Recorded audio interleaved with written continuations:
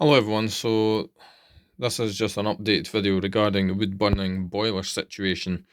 Unfortunately, I've had to remove it from the garden as somehow it managed to smoke out my next door neighbour's living room, so that wasn't very good. Um, so I apologised to him for that, and it's all good now. So I agreed to remove the boiler.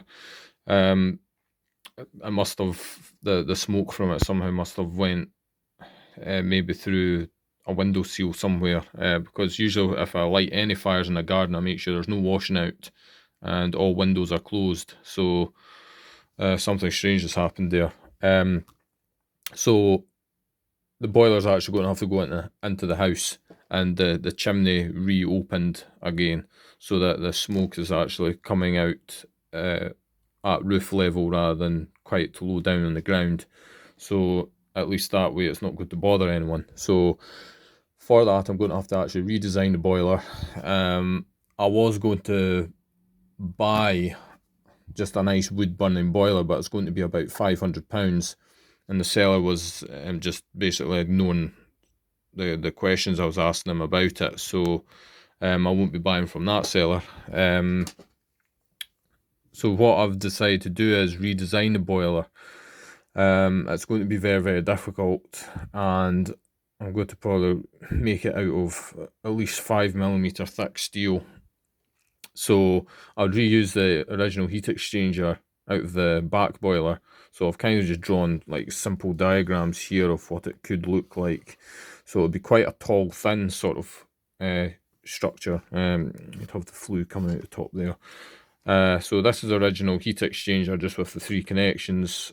I'd somehow have to make up 3 doors. There'd be a door on the top which you'd open up to clean out the heat exchanger, because over time it does get quite a lot of smoke built up on it.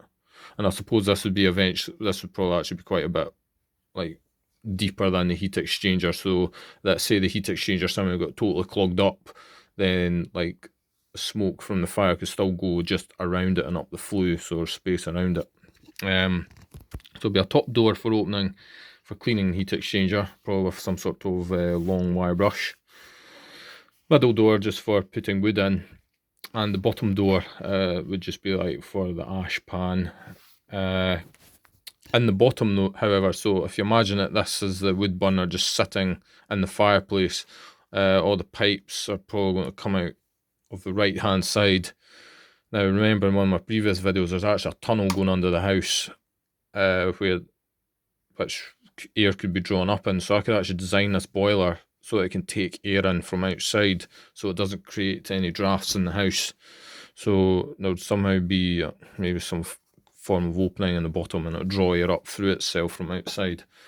And it'll probably kick out 10 kilowatts of heat, no problem. Because the old design, the way the boiler was designed previously, it was just like some sort of small square box like that, with a small slot in the bottom, and the flames were just touching the heat exchanger, and that's not good, because I think that when you have flames, especially like orange flames, or yellow and orange flames, I think they're called carburizing flames or something like that, when they touch a cold surface, they deposit soot, and I think they also produce large amounts of carbon monoxide as well. So in properly designed wood burning boilers, I don't think the flames, it is designed in such a way that the flames don't touch the side of the boiler, and they also don't touch the heat exchanger either. And they also have a feature, like well designed ones somehow have air, cold air from outside getting blown in over the top of the fire. I think it's called reburn or something like that, and it helps to burn more of the waste gases. Or it might even be possible to implement a recirculation system where some amount of flue gas is actually recirculated back in through the bottom to burn off some of the smoke and improve air quality.